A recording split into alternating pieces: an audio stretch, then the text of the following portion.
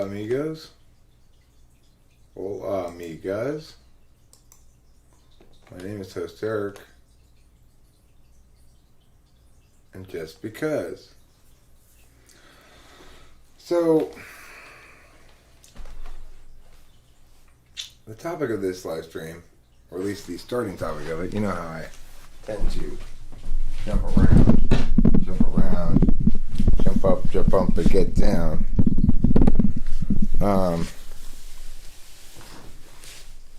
You know how I have a tendency to do that. Anyway, but the topic of this is actually surveying sort of arguments about God and why. What happens when people try to debate God and how come it's such a silly thing to do in general. But hopefully by presenting this proper framing, people will understand it a little bit differently. So I guess my basic position about being a Christian is a matter of two questions. The first question is why go with any deity at all? The second question is why pick a specific deity? So the first question, we rarely get beyond the first question because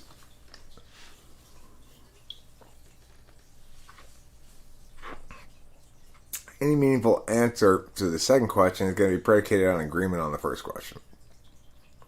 So,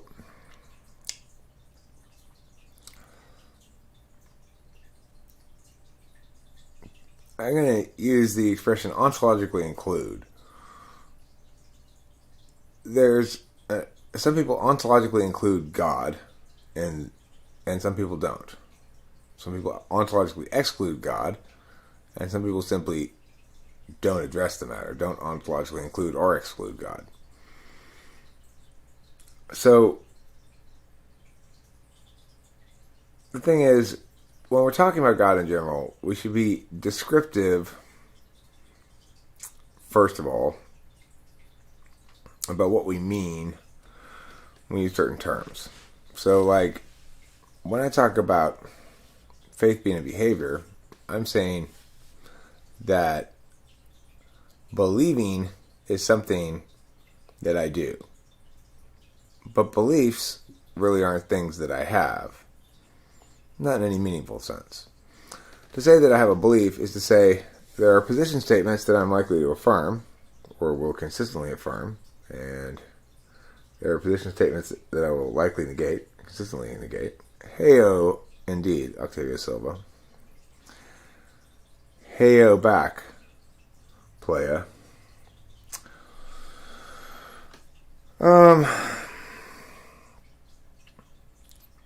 Hello, Isaac Roddy.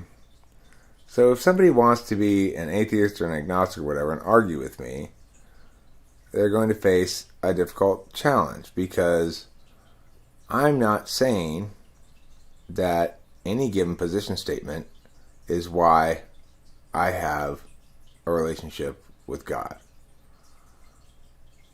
So people say, well, you must believe he exists. Well, I engage in faith-based behavior, and a faith-based behavior is faith-based, assumes it acts as though I do believe in God, in the sense that I wouldn't, you might be able to argue that I wouldn't pray if I didn't believe in God.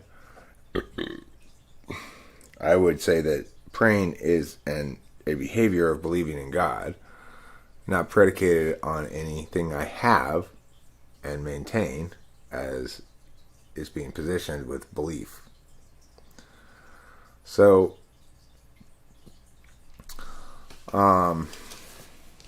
because I don't claim that there are good reasons, by which I mean that there is a good logical justification for me to believe in God, or that it is logically necessary that conclusion A is correct and conclusion B is incorrect, or something like that.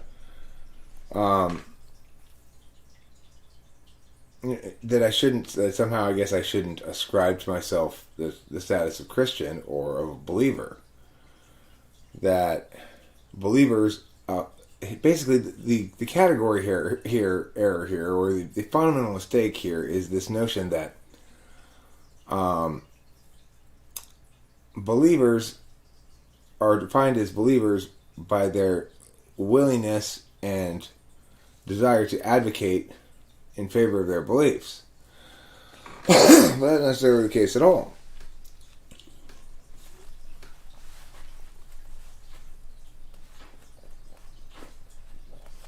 So,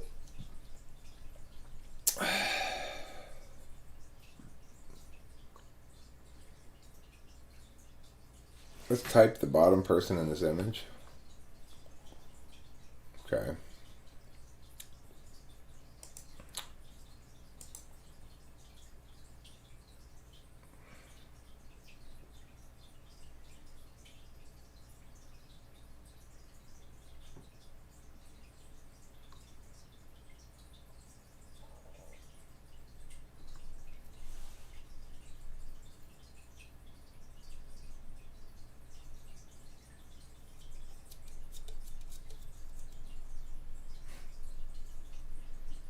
ENTJ, maybe? INTJ?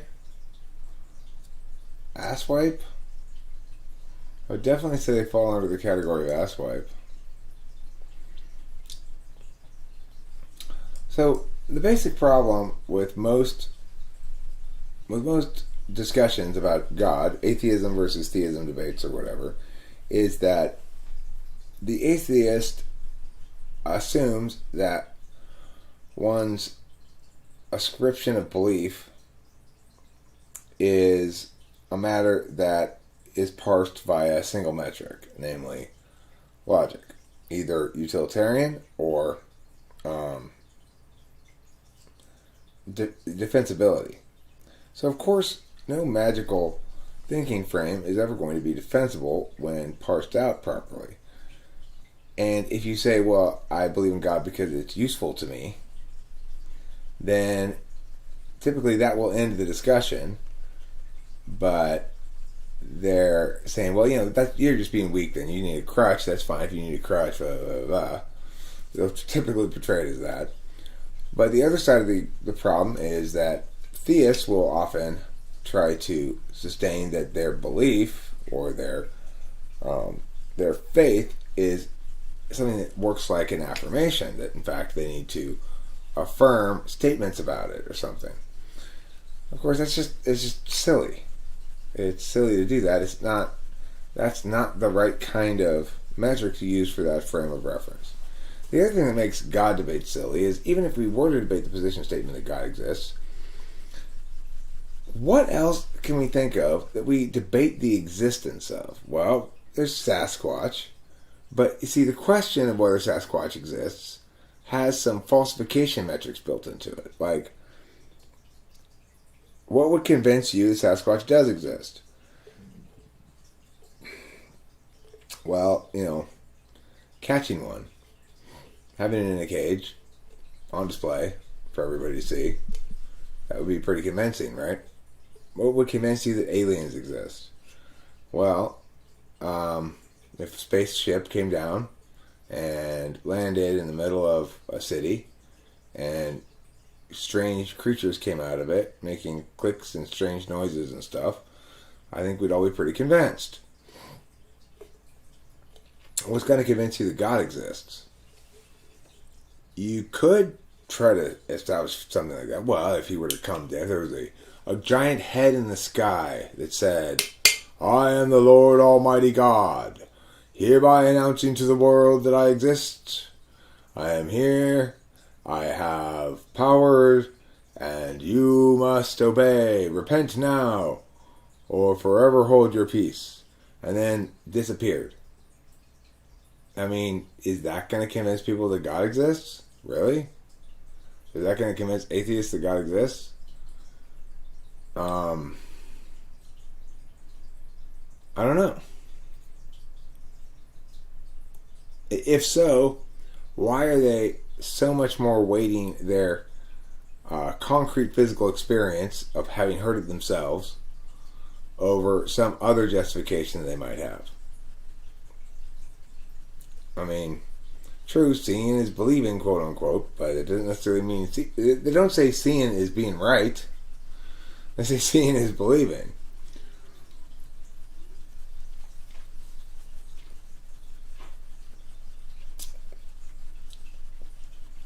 So,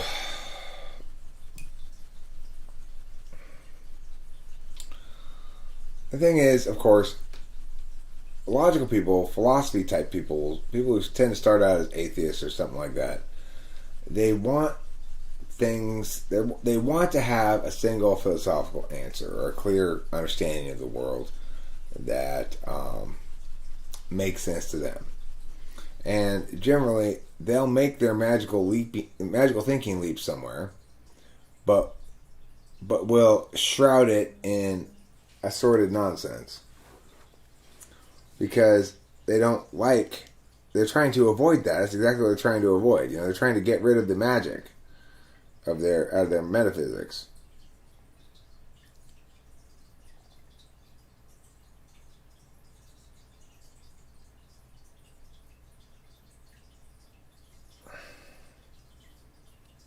My chat isn't updating. What does that mean? Oh, let me see what's going on. Thank you for letting me know.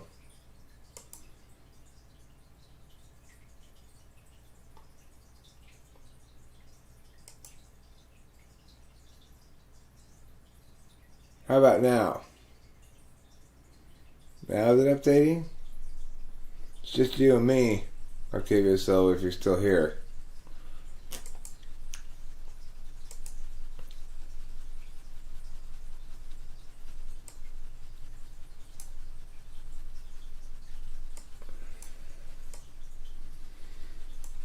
Yeah, I can see that text. So, here's the deal. There's a clear...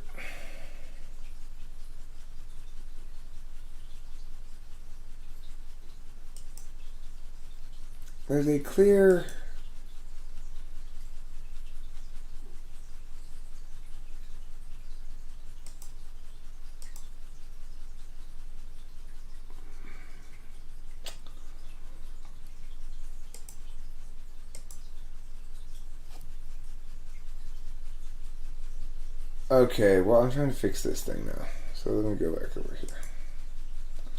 Yeah. Aha. Now, I want to,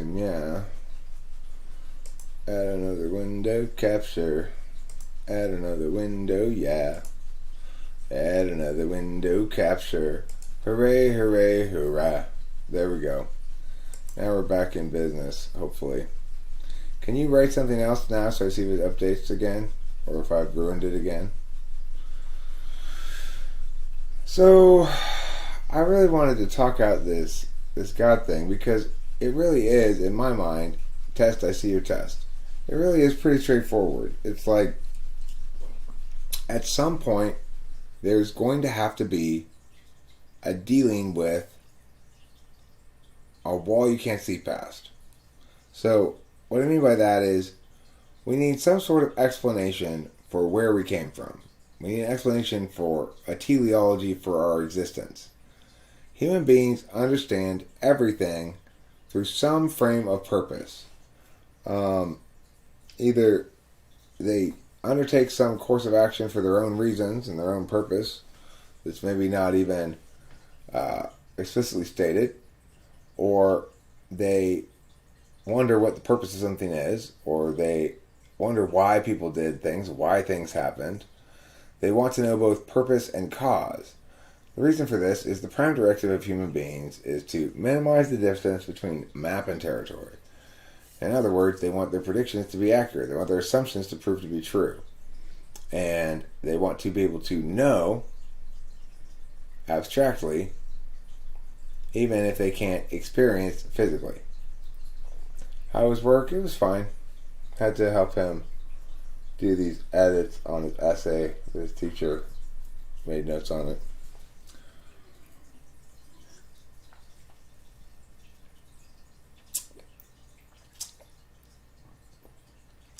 So it's like, okay, at the end of the day, we are going to have to come to terms with the fact that there's a basic question that needs answering, which is why. Whether you say Big Bang, whether you say God, whether you say evolution, whether you say whatever it is, the real question is, how do you stop the next level of why? So if I ask why, and you say, well, because evolution, I say, well, why evolution and not something else? Well, just because, that's the way it is. Or because God made evolution. Okay, well, why God? Well, I don't have a reason for that, or something like that. Or let's say you have a reason for God. And then you say, okay, good, now so I accept God. Now, why God? Well, that's it. God's the end of the line. But why? Why do I exist? It is the answer. It's just meaningless. It's incidental. It's like, why does that ant exist versus this ant? Is it because it has a purpose and a destiny and stuff? Or is it just kind of like condensation on a cold bottle? It doesn't exactly mean anything. It's just a naturally occurring response or something. Those kind of answers don't seem very satisfying to me. They seem totally inadequate. To just say, like, well, there is no reason. Or there is no purpose. Of course, asking the question, what is the reason for this, is really asking a question about causality. Why is this the way it is? How did it come to be the way that it is? It's asking a question about the past.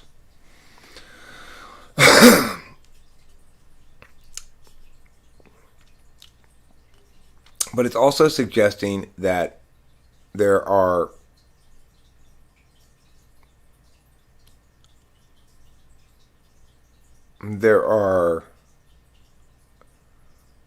reasons why things happen, and therefore it suggests that conceivably one might predict what happens in the future. And of course, we do that all the time. We spend a lot of our time predicting what's going to happen in the future.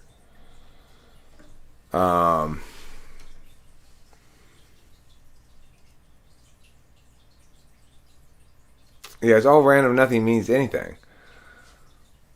So, look, let's say we're just the product of a random bunch of meh meh meh. Well, why is it a random bunch of meh meh meh? You see, you still fundamentally are left with a question that can either answered with it just is, or prompts the next level of why. If this is just sort of like random happenstance that human beings live and think and consider these metaphysical questions and so forth, and it's all just the folly of self-important noise in the data stream, then why is it that way? And why isn't it some other way? Why isn't it instead the fact that we're really important and it's not random? So the point is this. It doesn't matter what your position is on God or whatever. The fact is, at the end of the day, everybody has to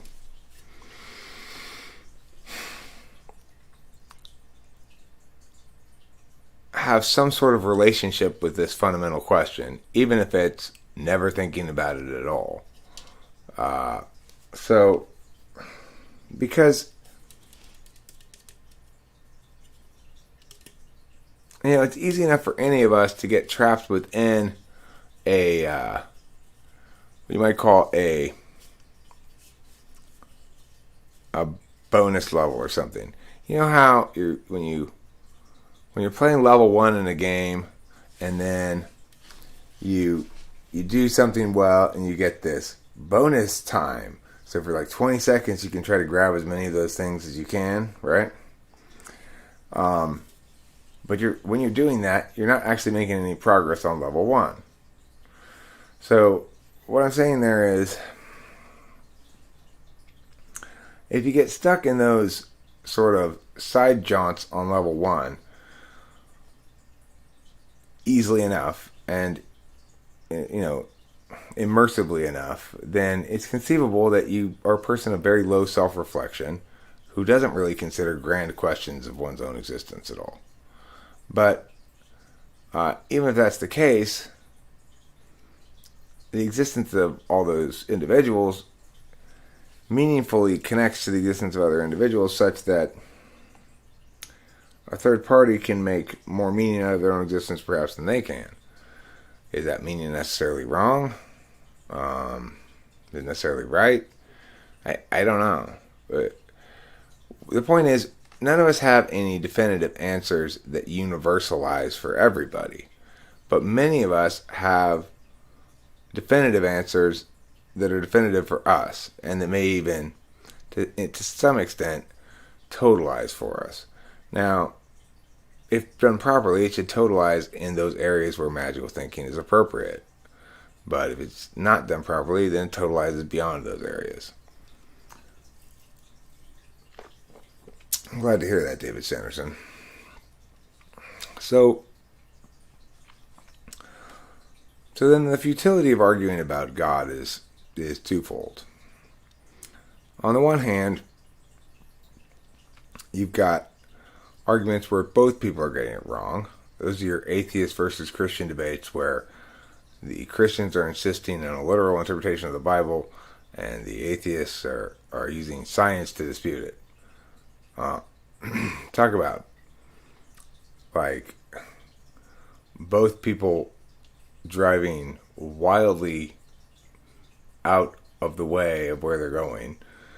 Those are the worst kind. Then you've got the other kinds that basically are saying, I'm intellectual, but I'm Christian. And the other one saying, I'm intellectual and I'm not. Your Jordan Peterson versus Sam Harris debate. And that's definitely a large step up from the Christian versus atheist debate.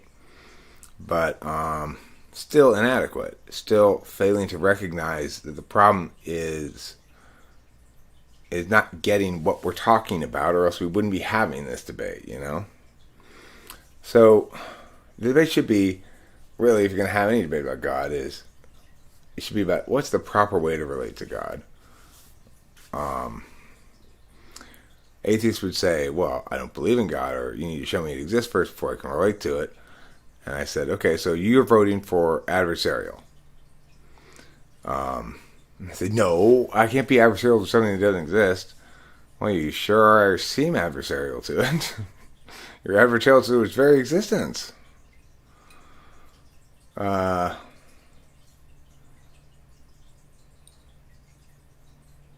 unmoved mover, the first cause, the necessary being, the absolute being, and the grand designer.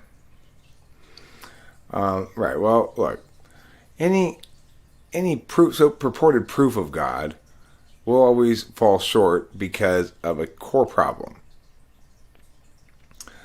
Any talking about God in an argumentational frame is going to need to define God in a way that allows us to determine whether the thing that they say proves God actually proves God or something else, right?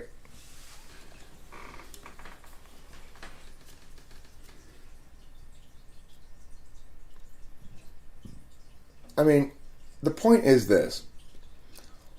I don't want my sushi to have the delicious flavor of rainbow sherbet, because it's not a dessert. I might want any number of different desserts to taste like rainbow sherbet, but I definitely don't want sushi to taste like rainbow sherbet. So the problem here is people need to understand that their sushi should be judged according to sushi rules, and their rainbow sherbet according to rainbow sherbet rules. And it's ridiculous to have arguments about the existence of God. God exists, at least conceptually, as something we argue about a great deal. God is a fill-in word we use for the answer to the question why people exist, or how do we know what's moral, or things like that, those kind of questions. So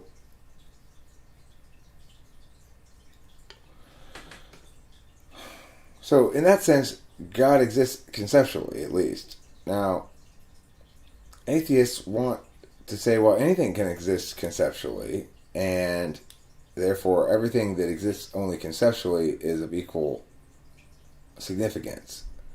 But of course, the concept of a flying spaghetti monster shares some qualities with God, namely that it's you can't see it, that doesn't have physical form, and there's a lack of empirical evidence regarding its existence. But in other ways, the flying spaghetti monster is nothing at all like God, because after all, God is the answer to the question how we know something is wrong, not merely relatively, but absolutely. Whereas nobody answers the flying spaghetti monster that way. That's that question with the flying spaghetti monster. So, most importantly, though, if we do understand faith as a behavior that enables us to access a magical thinking frame that can inform questions, but does not require that we are slave to it, then it starts to frame things more properly. The question isn't why I believe in God. The question is, so, are you cool with not being able to access that additional frame level? I mean, are you planning on leveling up at some point and being able to access all the frames, or are you comfortable where you are? It's that simple.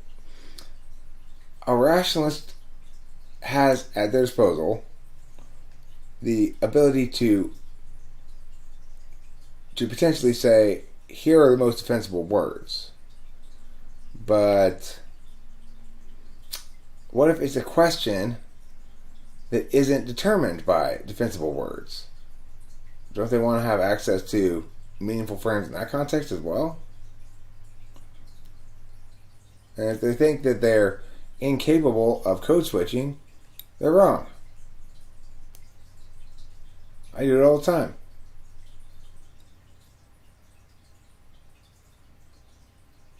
If God exists, I might find out. If God doesn't, pass into oblivion. Either way, I'm good. I mean, look, you can't totally discount from your life passion and certainty and directionality. So, I don't think anybody self-identifies as a person whose idealized nature is one who's spending all the time trying to figure out who they are or where they're going. And I don't think anybody thinks they can so completely understand all their options that they can make a truly fully informed choice and be certain that the path that they're on is the correct one. Now, even if you're a human moralist, let's say a non-theistic moralist, you may feel passionately about your moral perspectives, but there's going to be some paucity in your justifications one way or the other. You're probably just talking out your ass about your feelings, but if you're not, then you're probably struggling with conflating positive and negative moral indications and being confused about what to do with the mess of the ethics that you've got in front of you.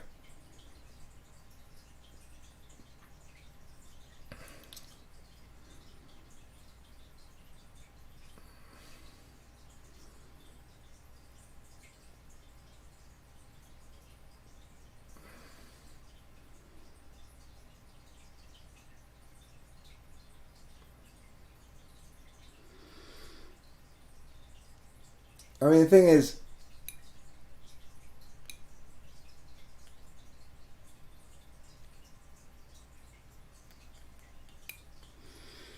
well, as I've indicated in the past, David Sanderson, I'm currently encouraging people to do a writing campaign. I appreciate you bringing my attention back to it.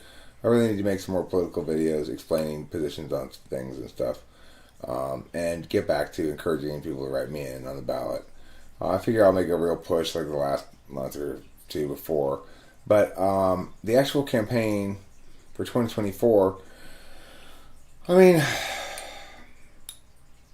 it's a big question, right? What I'm going to really need to do is find a campaign manager who's familiar with how to put together and successfully execute a campaign. So that's the number one thing.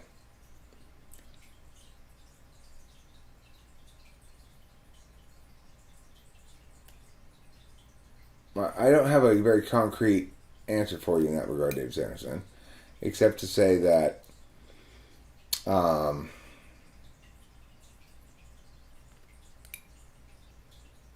well, I mean, I get their point. Their point is you don't have justifications for God that better validate against a logical framework than do justifications for believing in fanciful mythology. Therefore, God is fanciful mythology. Of course, we don't use logic to justify the primacy of a magical thinking frame. So that doesn't prove that magical thinking frame is equivalent at all to any other. Again, it's a willful blindness to the fact that sometimes your preferred metric's not supreme. It's just like, come on.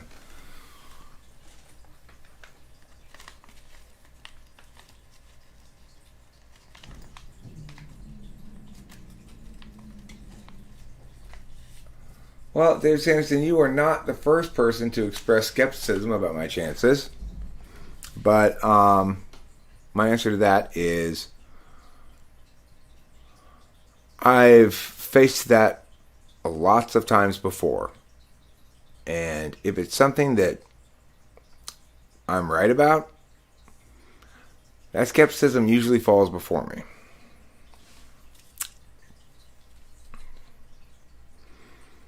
I've been doubted forever by lots of people. Often with good reason, It doesn't seem like you seem kind of half-assery. How the hell did you pull that out of your ass? Well, because sometimes I surprise people. Sometimes I've got a little bit more stick-to-itiveness and discipline in me than it looks like.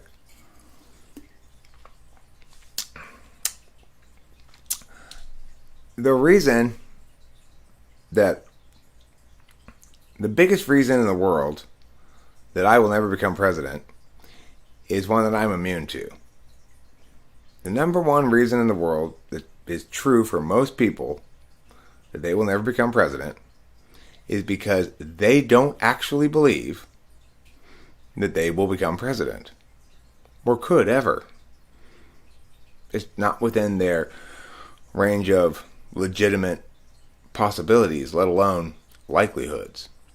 I'm not sure I'm going to become president, but I absolutely believe I will make a serious run at it, and that I absolutely believe I should become president, and that I absolutely believe the worst case scenario is my efforts to become president, nevertheless, even if they fail and fall short, change discourse for the better about politics. So, I've already beaten the number one pitfall. The number one pitfall most people have is that they don't believe they can become president. I've got that one beat to hell. I absolutely believe I can become president because I absolutely believe I am the single most qualified person in the country. To the core of my being do I believe that. In other words, it's an exercise in faith. However, In this case, the faith is built on sound foundations. Very sound foundations. I've got good reason to think this. That I'm the most qualified person for president? Absolutely, I got good reason to think that. That I'm going to win? Well, I don't have nearly as much certainty that I'm going to win as I do that I'm the most qualified, or that I can change the way people talk about politics. But I'm absolutely have a belief that I can win. That the world is dying of thirst for me, and the fact that they've never drank me before is irrelevant, because never has the need and obvious demand for somebody with my unique set of arrogances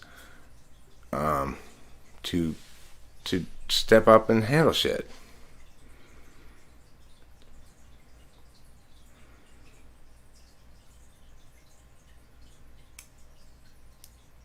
Regardless of where you stand, you need to put a cap on waxing philosophically and get to what's in front of you.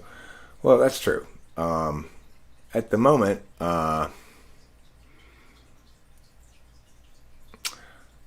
think we're all kind of waiting, right? I don't know how it is other places in California. California, we're still, neck deep in masks and insanity. Nothing's back to normal at all. And I can't shake the feeling that I'm waiting for something to change. Like I visited my mom today at the retirement home. She seems the same as she was last time I saw her, basically. She doesn't seem to be declining, but she's certainly not getting any better. My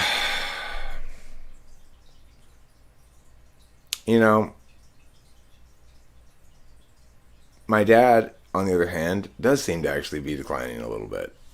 Not much, but not senile, just more frail, I guess. So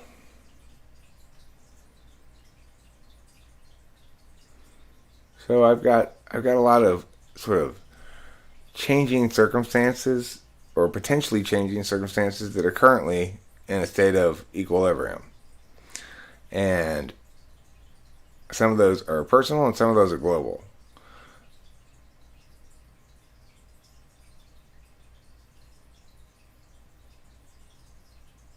Yeah, I've been pimping this notion for quite some time. This isn't a flash in the pan idea of mine. If I can garner enough ears to hear me out for a few minutes, I believe I can convince people that not only am I the best choice, but that I am the first honestly different choice that we've had in a long time. That everybody else was bullshitting you in some way or shape or form, or trying to fake competency for you, or trying to hide incompetency from you.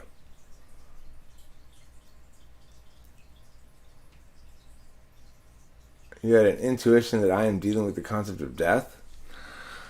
Don't we all deal with it all the time, in some way, shape, or form?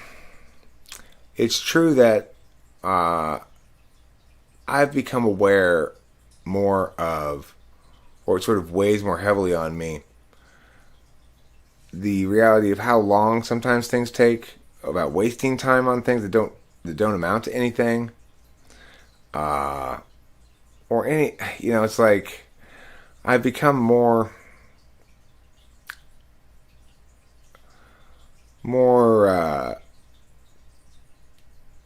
I guess fire lit under me a bit by age. I'm 49. I'll be 50 in April, and I have got way more projects that I would love to actually get done, like start and finish and everything, than there's any chance I'm ever going to be able to get done in the rest of my life. But regardless, one of them is to spend 4 years as president. One term. I'm not going to do 2 terms. So I got a lot of shit I want to do, and to really be able to do what I want to do, to really be able to maximize my realization of self as a person who's impacting the world, I'm going to need a much bigger platform. I need something like the presidency, where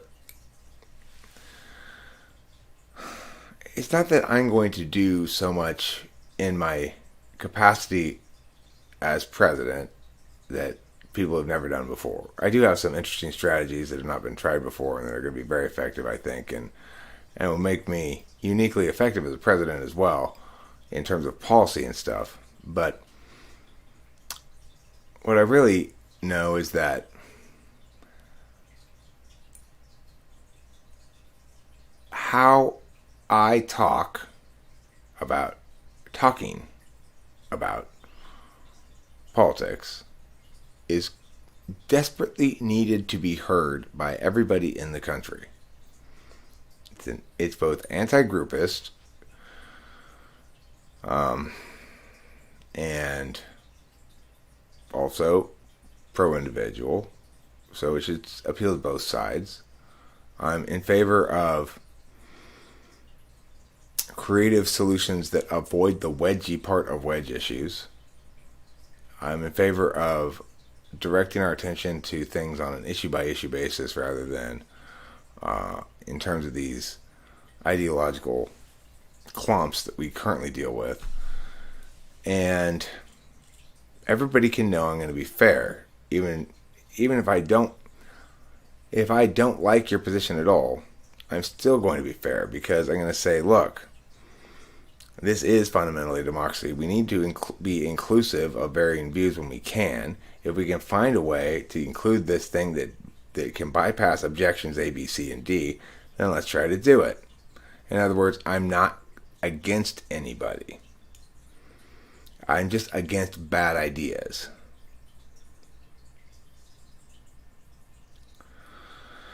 I mean, I'm going to financially benefit everybody if my policies go through. Everyone would be massively financially benefited. The first thing we need to do is get rid of capital gains taxes. That is the most regressive piece of financial legislation that has ever existed in the history of the world. In the way the current tax system is set up in the federal government punishes rich people who don't hold on to their money and make sure it doesn't enter the economy where they might hire you, for example. So, in other words, whereas the wealthy would often spend a lot more money and do a lot more economic exchange, the way it's currently set up, the federal government rewards them to hoard their money. Well, what do you mean? Well, that's what capital gains taxes are. They're hoarding incentives.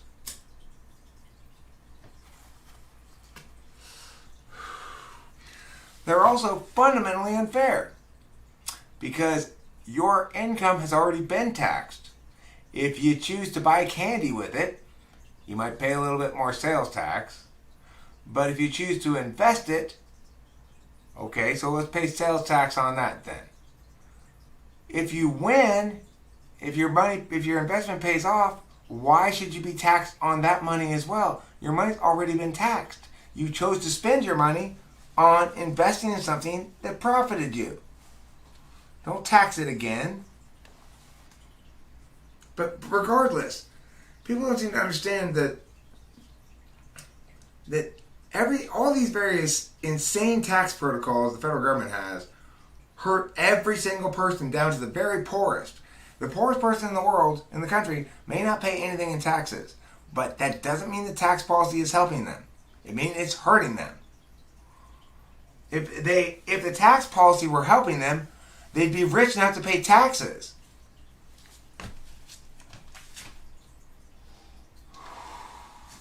There's nothing more regressive than creating a system that ensures the richest people who can hire the best tax professionals avoid the most taxes, while the poor people who can't hire good tax professionals avoid the least taxes. Why does that make sense? How is that progressive? Remembering again, of course, that all of that money that's spent on those tax professionals to avoid taxes would otherwise go to normal goods and services that regular people provide.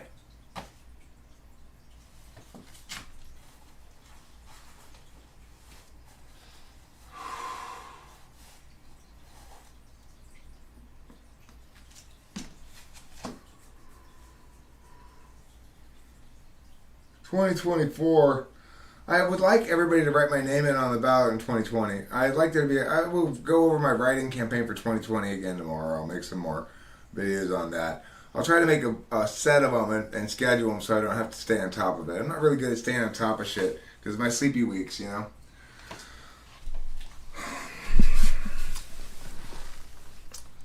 My father does. I don't have a tax guy. I don't need a tax guy right now. I don't have enough income to pay any taxes, really. Which is nice.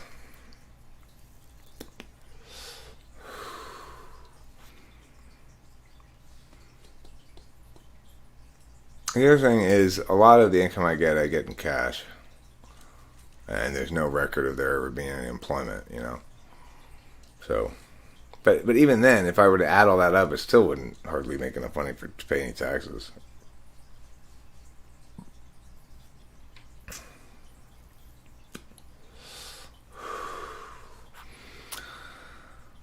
So, you know, when I'm opposing capital gains taxes, I'm doing so as a poor person at the moment, and for the last couple of years. So, the thing is, I'm not arguing that because I think I want the rich people to have more money. It's because I actually am correct about the way things work. So I'm not so stupid as to think that taxing people more is ever going to make the poor richer. It just doesn't work like that. It's never been the case that taxing people more makes the poor richer. It doesn't matter who you tax more. The government doesn't help the poor. The government incentivizes poverty with its, in-kind benefits and means testing, and it potentially, I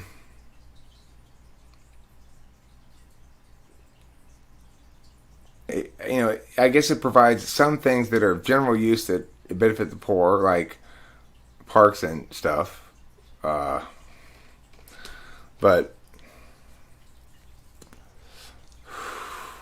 only the most stupid of people would think that the solution to poverty is more taxation. But income inequality.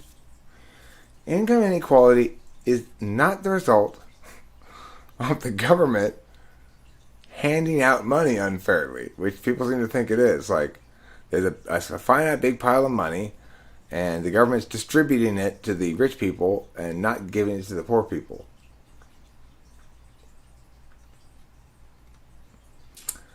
I mean, I guess it would depend on the phenomenon and on the explanation, right? So you say an explanation. I don't think a wrong explanation is better than a non-explanation. But I think that there are some ontological questions that people will end up answering one way or the other, even if it's by not answering. So in other words, they have some sort of relationship to the fundamental ontological question of why, which we apply to everything including our own existence. They're going to have some sort of relationship to that question. It might be to ignore it, or never address it at all, or think about it. It might be to answer it one way or the other. But the point is, to the extent that we fail to make a distinction between frames of life that are subject to logical parsing and frames that are not, we are simply saying there's something wrong with this Jell-O because it won't nail to the wall. It's not wood. It's Jell-O. It doesn't nail.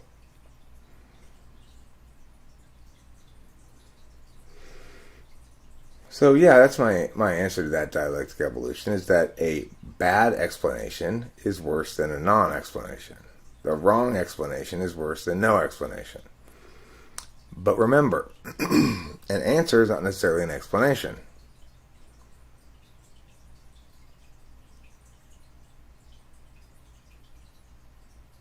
There's nothing wrong with this pancake. It won't start my car. Perfect. That's better than mine. Lil last. That's great. I go with Lil last.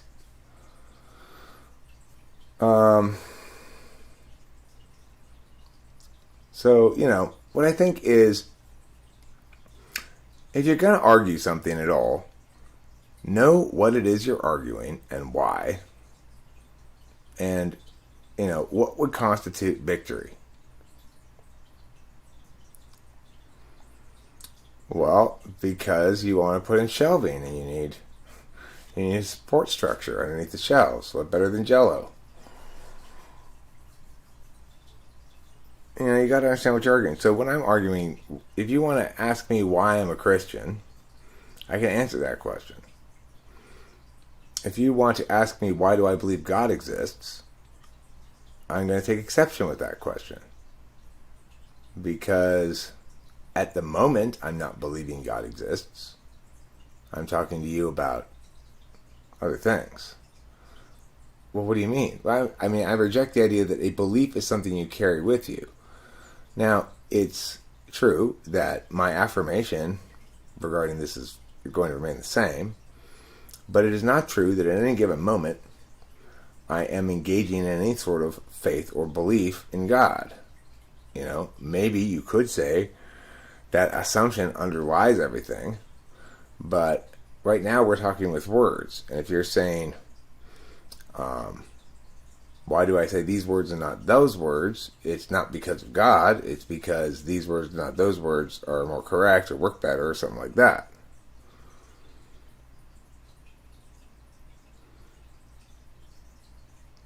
No, that's absolutely incorrect. Dialectic evolution. Dialectic evolution says it's better to assume an answer is correct when the alternative is an absence of any explanation. No, you assume every answer is incorrect until it's sustained scrutiny. And real scrutiny means it's provided you a means to falsify it and it's passed that test. Then we can operate under the assumption the explanation is better than the alternative, which is at that moment is no explanation. Until the affirmation meets its burden to affirm, we automatically negate. So, I arrive late for work, and you say, why are you late for work? And I say, aliens abducted me and took me out for donuts, but it was against my will, so don't bust me. And there's no other explanation available. I'm not giving you any other explanation. So, what's preferable? My explanation or no explanation? Are you likely to believe, well, in the absence of any other explanation, I guess I ought to believe Eric really was abducted by aliens, taken out for donuts, and that's why he's late for work?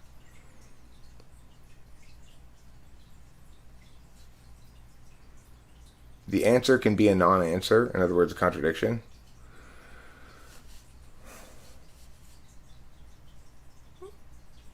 Well, okay, but dialectic evolution, now you're conflating answer and explanation. Because when we started this, you're talking about explanations, right? So, if I'm asserting that I explain something, then I should actually explain it. If I fail to explain it, then we're left in the status quo. We're still waiting for an affirmation to explain it.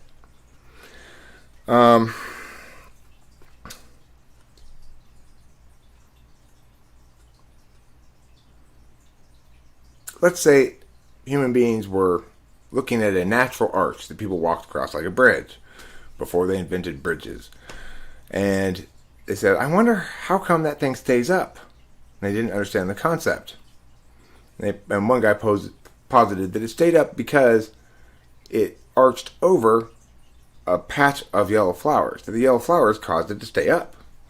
So then they built a bridge based on that assumption because there was no other explanation, right? So they built the bridge over a patch of yellow flowers. The first person who walked across the bridge fell to their death because the yellow flowers failed to help hold it up. That would be the world in which we'd live if we affirmed your idea here, that we accept any explanation in the absence of no explanation.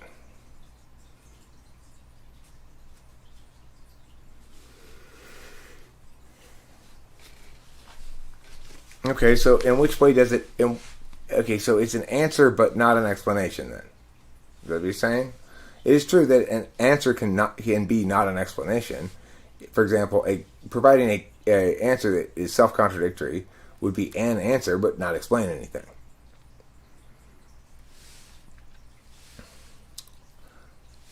You could say, why were you late for work? I could say, like your hat. I've given you an answer, but I've not answered your question, and I've not explained anything.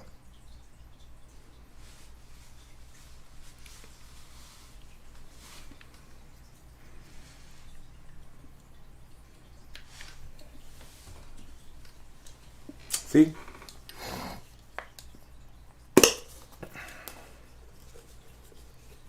What matters still is always what you do with your beliefs. I mean, I guess if you include talking as part of doing with your beliefs, quote unquote, there are certain kinds of position statements that you might affirm regularly that you should treat as limiting principles or constraining beliefs, and there are others that you shouldn't. The ones that you should assume are universalist and feel free to shame others when they fail to meet them as well. The ones that you shouldn't, the positive indications, you need to make sure you don't do that. So it's important to have a clear distinction between what comprises a universalist moral position and what comprises a particularist one. And the faith behavior of prayer, that the faith is in a presumed grand observer of sorts who wishes well upon the peoples of the world and even upon me specifically, and knows my right course of action and my wrong course of action, and potentially in attempting to engage with him via prayer, I might gain insight into questions that otherwise can't be universalized, that I can't know because they're not universal. So, that's now I'm describing what actually is, a meaningful relationship with God, or what it means to have faith, or what it means to be a believer, or whatever. But notice how there's no affirmation and negation in there. We're not arguing things. I don't need to win any argument to pray. Before you can pray, Eric, you need to win the argument that the thing you're praying to exists. Why? Wouldn't that be eliminating the faith component of the whole thing?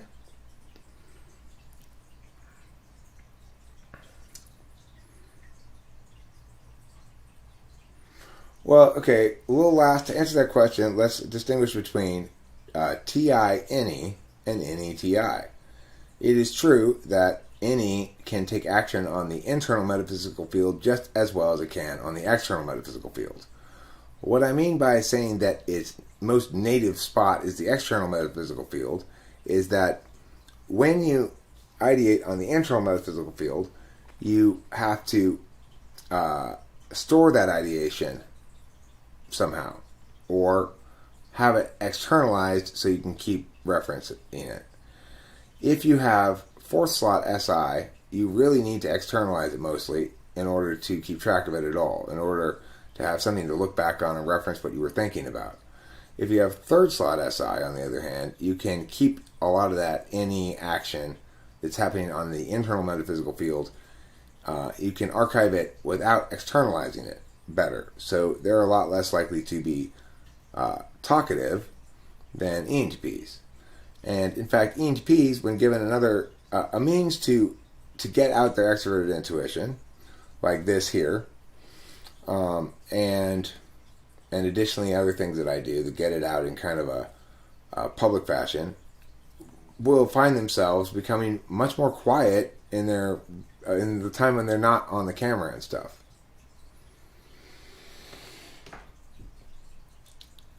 Dialectic evolution, I have no problem with anybody logically analyzing my belief. But I'm asking you this. Do you understand the difference between logically analyzing my belief and insisting my belief be the product of logical analysis? Those are different things, right? So you can logically analyze my belief. You could say, your belief, Eric, is an expression of some need in you for ambiguity resolution on grand scale, blah, blah, blah. You could do a psychological analysis of me. You could even analyze my logic here as one that says it's a clever way to bypass his own reflexive TI bias or something. But it's not the case that I don't want my belief to be logically analyzed. It's that you don't like that my belief did not emerge from logical analysis. And that's okay. You don't like that. I don't mind you. I'm obviously okay with you logically analyzing it because you're here doing it now and it's not bothering me. Because now you're actually analyzing me. You're not just attacking me incorrectly and unfairly and, defamatorily.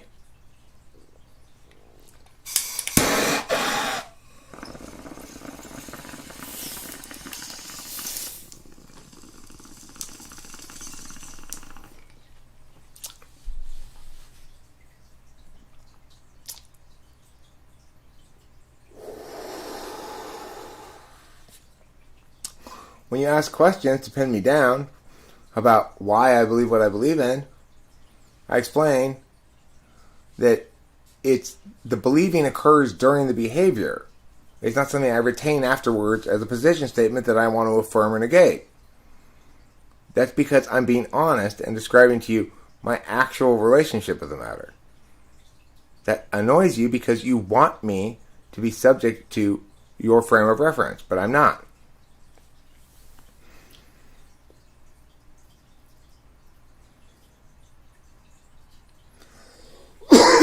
Well, no, because even INTPs are, I think in their head it's fair to say, they are in the process of putting together this book they're going to write or this thing they're going to do to lay it all out there. And INTPs as well, they can't keep everything in their head. They do typically begin these sort of ENTP style taxonomical projects, philosophical understanding projects, stuff like that. So they write things down too. But the thing about extroverted intuition is the external metaphysical field is not just talking, it's also writing. And INTPs are much more likely to extrovert their intuition by writing than by talking.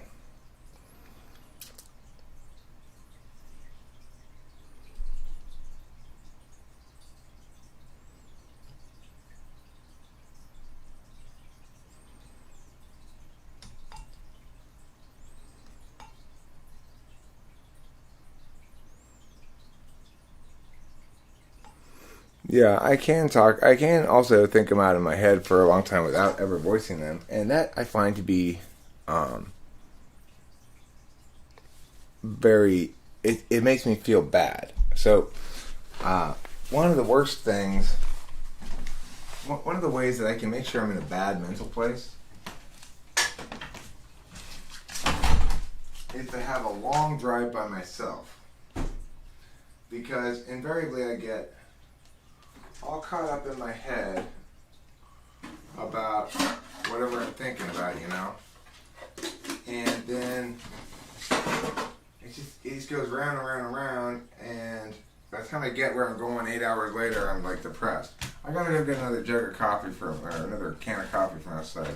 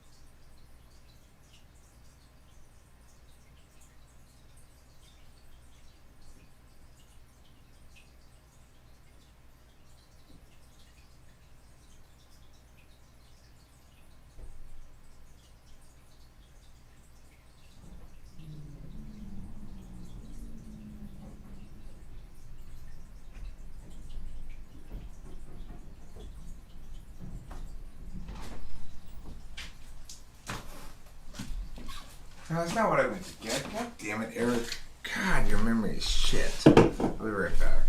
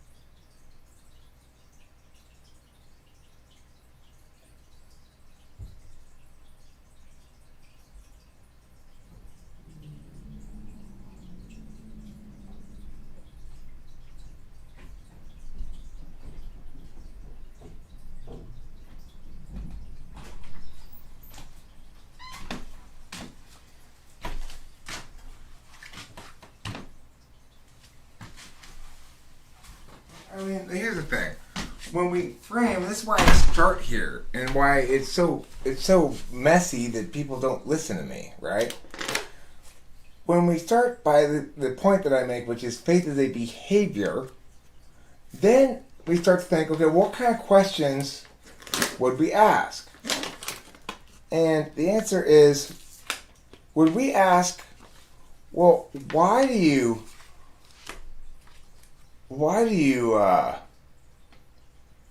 do aerobics every Wednesday and Friday?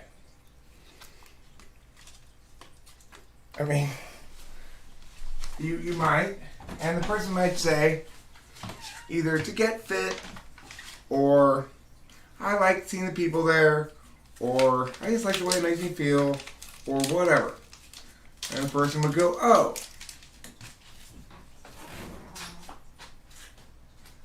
if somebody were to ask you, why do you have sex 3 times a week?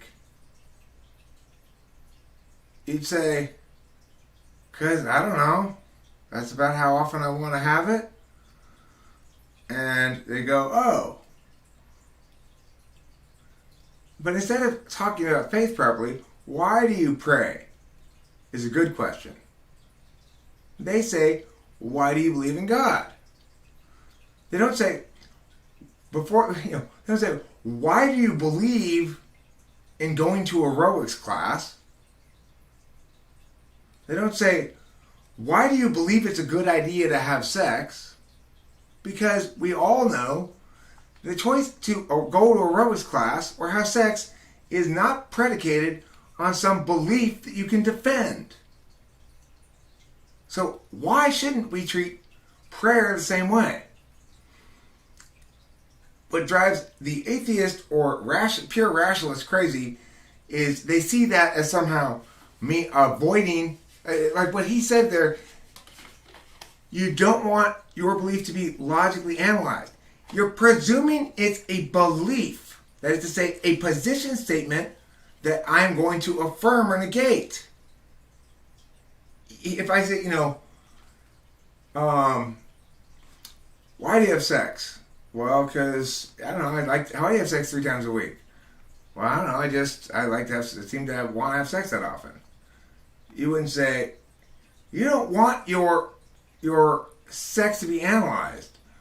I'd say, well, that's true, but no, I'm not avoiding analysis, I'm just telling you the truth about it. That's about how often I want to have it,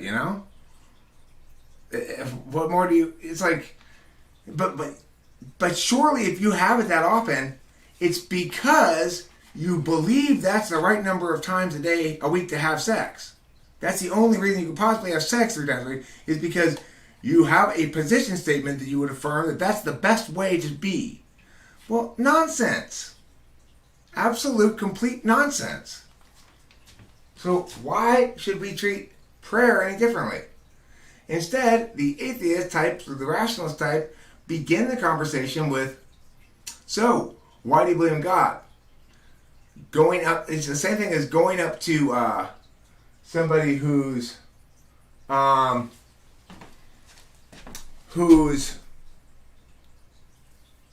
looking at a car parked on the side of the road and saying, so, why do you believe looking at cars is a good idea. Just because I'm doing something doesn't mean I have any position on it in general at all. I just could be doing it at that moment. Maybe it's just something I like to do, or whatever.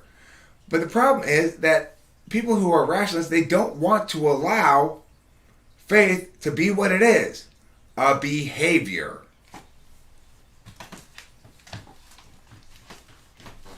More than that, a behavior that definitionally isn't subject to their kind of parsing. It's believing in the absence of evidence or in the face of contrary evidence.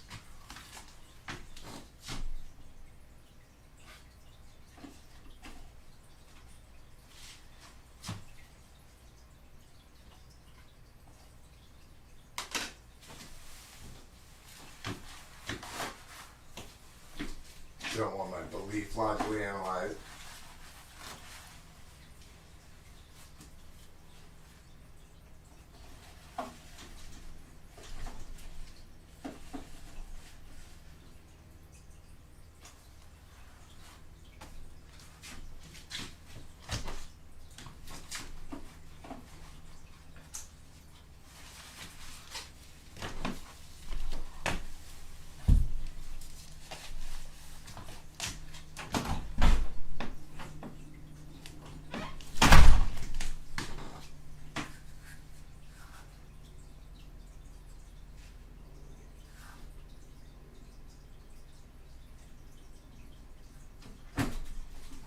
I mean, at the very least, my perspective on religion is vastly more consistent with how people actually engage with religion than the atheist perspective.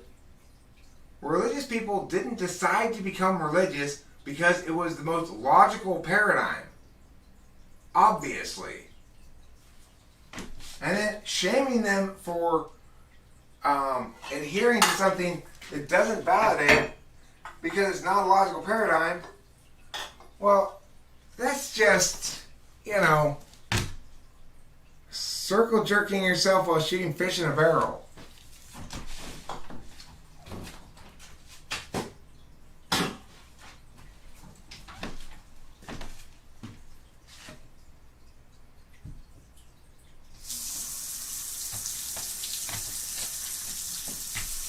It's like shooting fish in a barrel of fish that are already dead. That's what it's like. It's not that easy.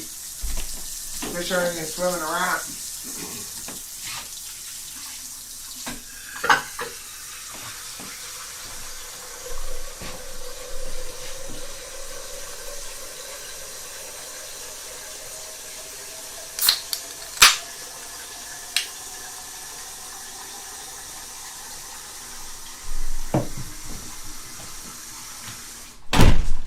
Look, there's lots of things that are defensible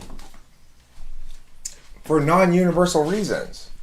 So to say, look, to say like, okay, you just don't want your belief in God to be logically analyzed, it's presumed that it's a universal kind of thing called a belief. In other words, a position statement that's subject to logical scrutiny and defensibility critique.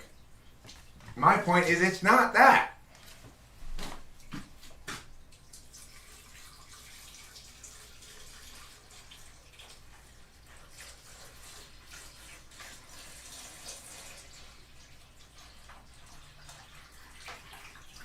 Now, we can also articulate a bunch of criteria as to whether or not something should be that. But there's only one that really matters more than any other, which is, are you telling other people they should believe this? If so, then your words should be defensible. I'm not telling other people they should believe this. I never have. So why should my words be subject to a defensibility?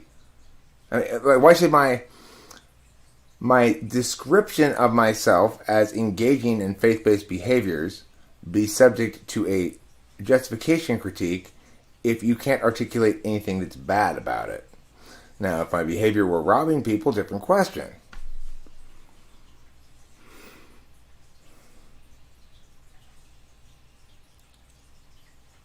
Okay, dialectic evolution, did you hear anything I said? My defense of faith-based behavior being treated within its own paradigm, and as an example of its own paradigm, is the only reasonable conclusion from the fact that faith is defined as belief in the absence of evidence or in the face of contrary evidence. I have to say, dialectic evolution, you really haven't responded to anything I've said. You haven't acknowledged any of the points I've won, or seemed to change your opinion about me at all, even though I've had answers for everything, and you've addressed nothing I've said.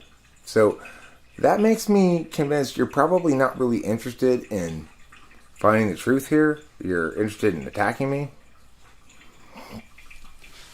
Otherwise, you'd be saying things like, okay, you're right about this, Eric. I stand corrected here. I understand now better. Okay, I guess I was wrong about that. You'd be saying things like that if you wanted to actually engage with me. Because I made a lot of very good points.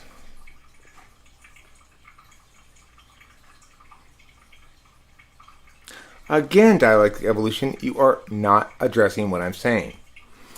Faith as a behavior is not predicated on a belief. Some things require that you predicate them on beliefs that are defensible. Things that you are saying other people should believe. That's the main criterion. By what criterion do we determine whether or not you should defend a given thing? Either, one, you're harming somebody else or doing some sort of violatory thing, then you have to defend your behavior, right? Or number two, if you're advocating your behavior as a model for other people, then you should defend that model, that advocacy. I don't make that advocacy, and I'm not engaged in a behavior that's harming anybody. So why am I subject to defensibility critiques for a belief that I've already stated I don't necessarily have, and is not required to engage in a behavior of believing? You want to reduce my behavioral believing to a belief predicated on reasons. I won't allow you to do that, because that would be unfair to reality, inaccurate in that regard, and unfair to you in that I wouldn't be taking you serious enough to give you the right answer. It would be unfair to me in that I'd be misrepresenting my own position. So I'm not going to do that. There's nothing wrong with that. There's nothing avoidant about it. I've won the point. I'm right in what I'm saying. And yes, I can win this point and it be entirely logically defensible because it's about specifically whether my faith-based behavior of prayer necessitates that I have a belief and affirmation that I'm willing to affirm, which it doesn't, and I'm not. So you lose. Most importantly, you learn nothing until you say things like, Eric, you were right here and here. I was saying this and I realized I now stand corrected and understand better. And until I hear some shit like that from you, I'm losing respect for you by the minute. Yeah, sum up what do you think the fuck's wrong with me? What do you think I've done so terribly wrong? Sum it up for me, please.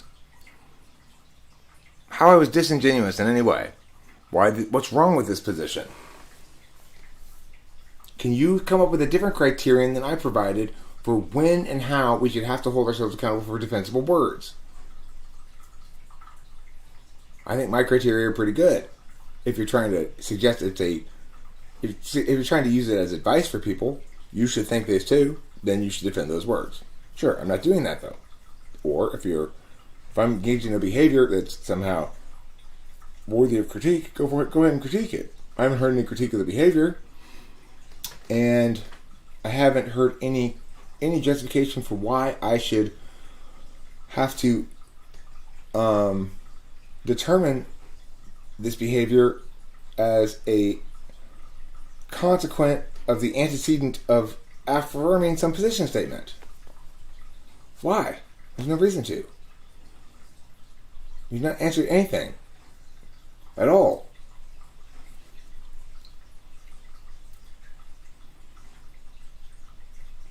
So, but just to be clear on my answer, yes, my defense of the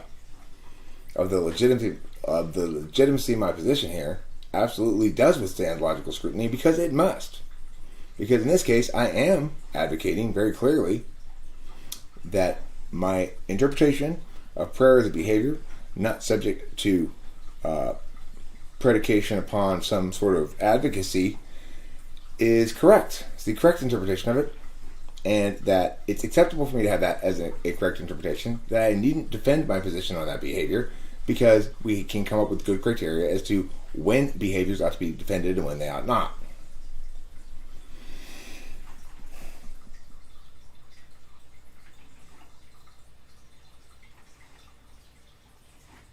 I agree.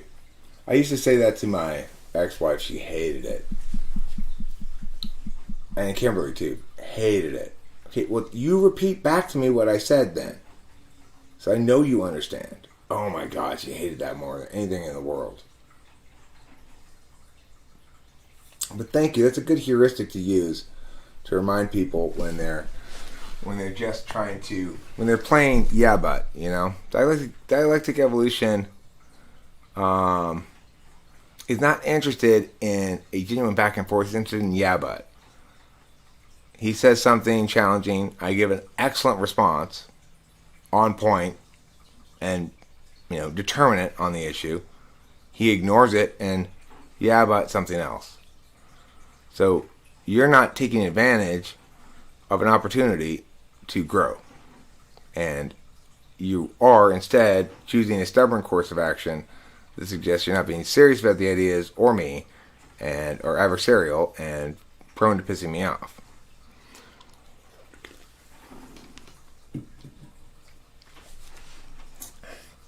But whatevs. People piss me off all the time.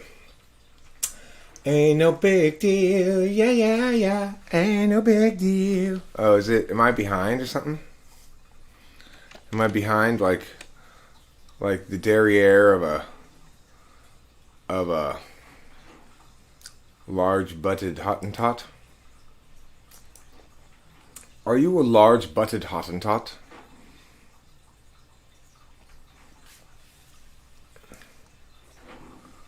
Why are you telling me to consider trying a live chat? It is on. I'm looking at it. I'm looking at the live chat with my bam yeah. Yeah.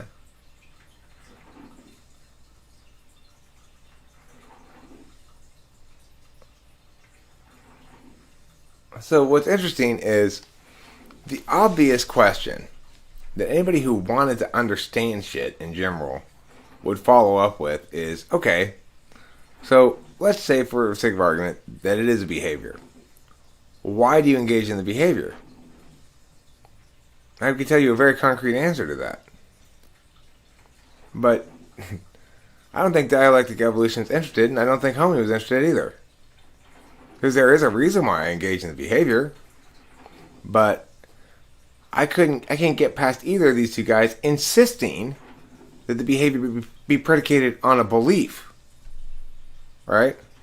So that I have reasons for the belief, not for the behavior. But I don't have reasons for the belief because I don't acknowledge that I have the belief that they insist I must have in order to engage in the behavior. If they had asked me directly, simply, why do you engage in the behavior then? I would tell them. They want me to do their fucking work for them. I hope they feel dumb. Would you like to know why I engage in the behavior? Dialectic evolution? It's something I needed to start doing in order to quit drinking alcohol. Because I'm a recovering alcoholic. And it worked. That's what got me started on it.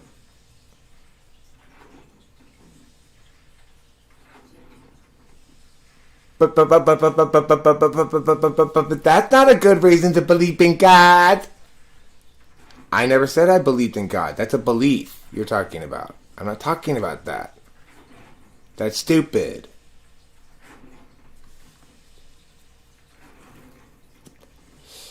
Beliefs are position statements that you advocate things about. But I don't do that about God. I pray to God. I have a relationship with God. But how can you have a relationship with something that doesn't exist? That question doesn't come into the matter when making the determination that I'm going to engage in the behavior. Do you see? God. You see why I get pissed off?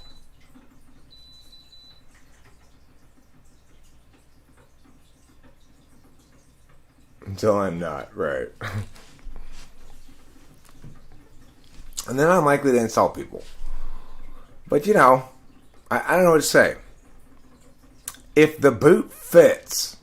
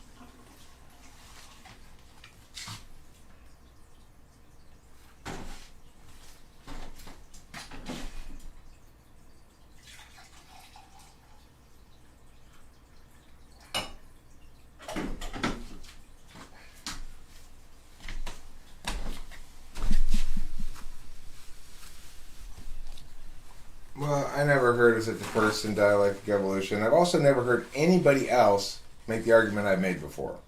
So if Darth Dawkins makes that argument, then he must not be any kind of advocate of Christianity. Am I correct? He's not advocating or evangelizing Christianity at all? Or are you misrepresenting his argument? I self-identify as a Christian, but this is not a Christian channel. I do not advocate Christianity to anybody as a solution to anything. I am not an evangelist in any way, shape, or form. I have no position on other people's magical thinking frames.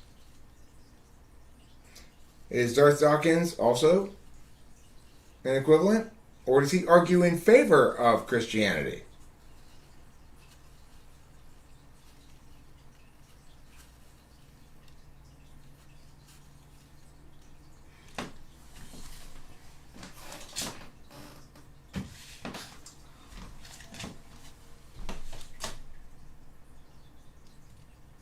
I mean, that's a really fucked up thing to do there, Dialectic Evolution, because you're gonna make me actually go see if you're just bullshitting or not. I seriously doubt it. I've never heard anybody else make this argument. I believe I invented it, but you know, it could have evolved independently of me as well. Of course, if he's arguing in favor of Christianity, then he's not making my argument. Because I don't argue in favor of Christianity, obviously. I am self-identify as Christian. You know? It's different. But, I don't know. Could be wrong. Maybe he's arguing what I'm arguing. If he is, then... Okay, thank you, David Sanderson, for clarifying that. So, Dialectic Evolution, that's like strike 3 on the legitimacy of anything you're saying. You've had a lot of strikes now. You still haven't done anything but shift the ground or yeah, but in response to anything I've said. You've not acknowledged what I've said and how it impacts the argumentation that's being made. How it impacts your own position. You've not acknowledged anything. So that means I shouldn't take you seriously. It means you're not a good thinker.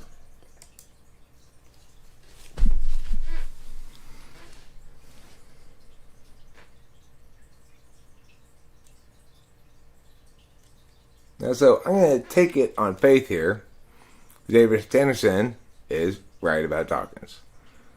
Faith, why? Because there's an absence of evidence in front of me, except David Sanderson saying so. Except I'm going to use my instincts here and go, Dialectic Evolution is desperately trying to find something that he can box me up as so he can dismiss me. And he's terribly, terribly annoyed that he can't. And my instincts are that David Sanderson is making an objective analysis of the thing. After all, he's not taking a position on either side. He's just saying, no, Eric's not making those arguments.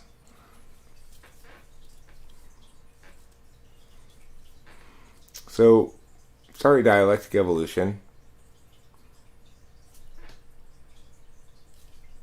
It's time for you to learn from the experience now and go down the list of things that you've learned here about what you were wrong about.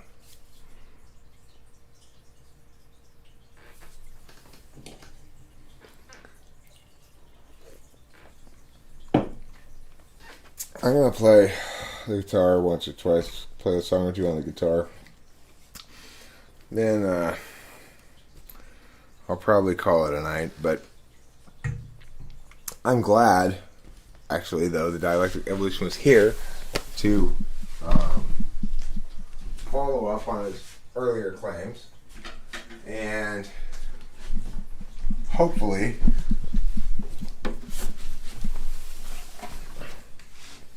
see that I was right the whole time. That I didn't even get a chance to argue my point. He was so desperately determined to deny me my own actual reasons for prayer because he insisted it be a belief. That he was so annoyed with it that he switched ground in order to first prove that yes, there were good reasons for God, so I must have reasons, I guess, to believe in God. It's like, what? Are you crazy? See what I'm saying?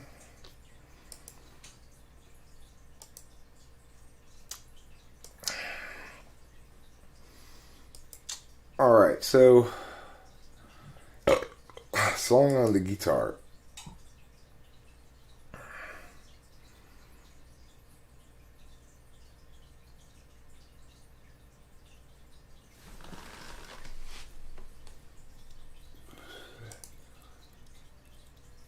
Here we go. This is my new song. I'm going to try to play it on the guitar.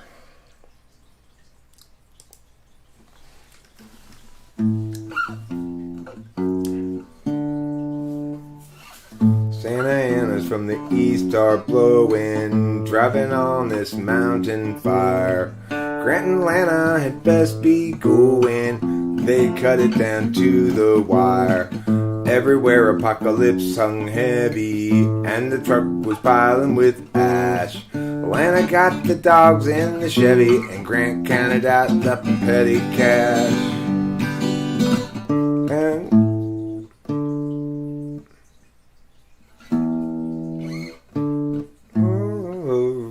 round the steady face. Round the steady face of civil life is mounting a tipping point. Human race. I gotta listen to the song again. I forgot how the chorus goes here. Yeah. Man, I can't remember how it goes. That's interesting. That's a good sign, actually.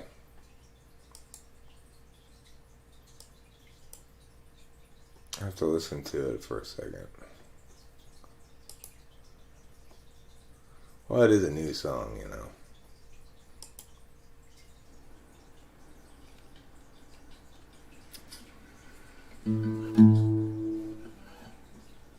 Santa Ana's from the east are blowing, driving on this mountain fire. So Grant and Lana had best be going, they cut it down to the wire. Everywhere apocalypse hung heavy, the truck was piling up with ash. But Lana got the dogs in the Chevy, and Grant counted out their petty cash. And all around the steady face of right. how it goes. I remember now. And all around the steady face of civil life is melting. A tipping point, the human race has dug this hole we fell in. If times are in... Still can't remember it. Civil life is melting. A tipping point, the human race has dug this hole we fell in. If times are ending, then time is ending. Frogs rain down from the sky. Alright. Is ending, then time is bending. Frogs rain down from the sky. While the dog's knocked out with Grant exhausted, Lana stayed awake to cry. Just have to practice this song more. Because I don't have it down yet. That's for sure. For 1,000 days, too many expectations, not even worth a damn.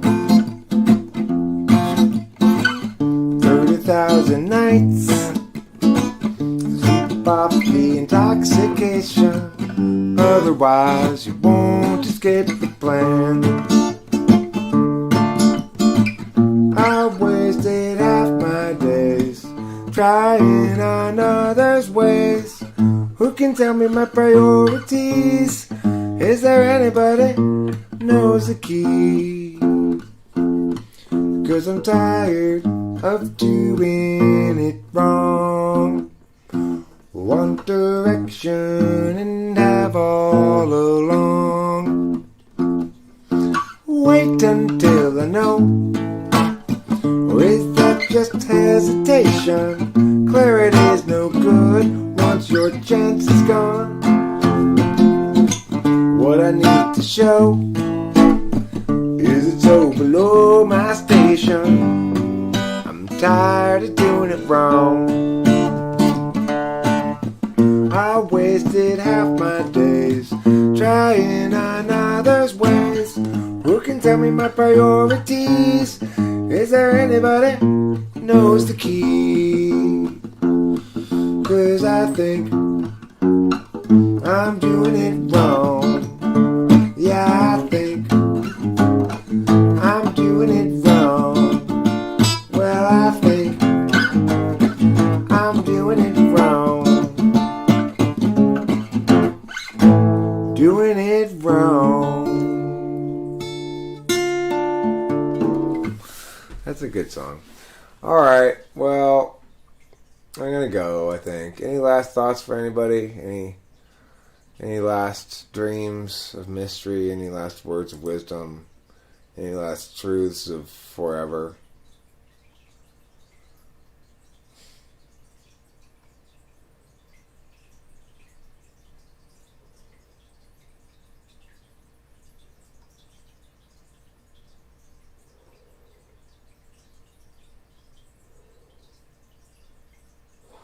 Should play along to myself. That's a good suggestion. I'm going to do that before I go. I want to do that. That's a good idea. Okay, that way I'll remember it better. Wow. Play here.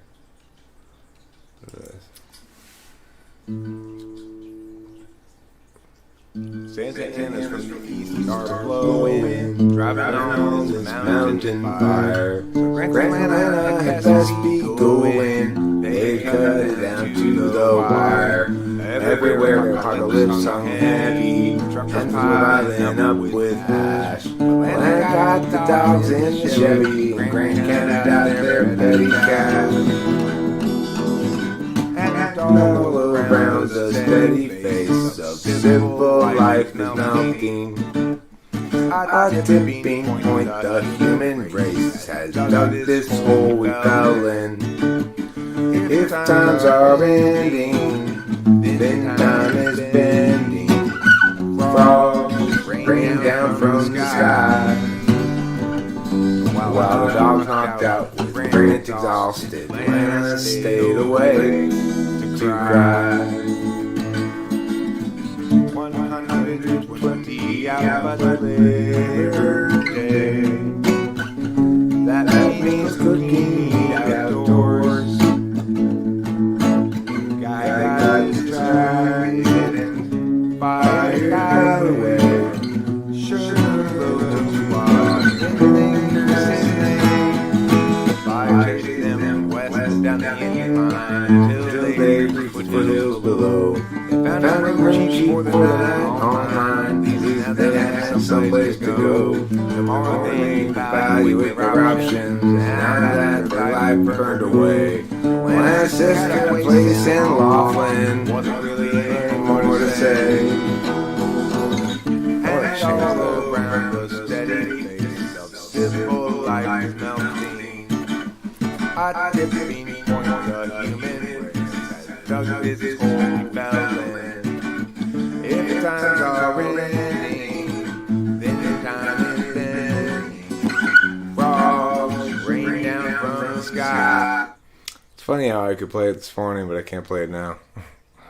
It's because when I played it this morning, I've been playing it back like a bunch of times to get it down. And now I have to repractice it. Anyway, I gotta go.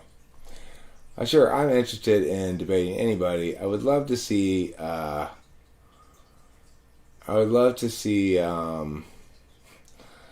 Zandy, you got a point there. It's been a while since we've had bedtime stories. I'm going to try to probably knock out here pretty quick, but if I can't sleep, I may come back on later for a non-monetized live stream. Host Eric's Adult Bedtime Stories. I'm going to give everybody a cue, and this is setting it up if it does happen, and give you a little bit of a secret. And almost every single one of them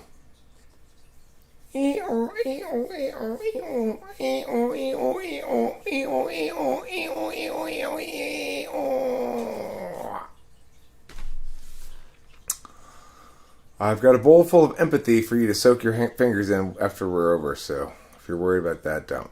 See you later. Goodbye. Goodbye. Goodbye. Goodbye. Goodbye. Goodbye. No. Adieu.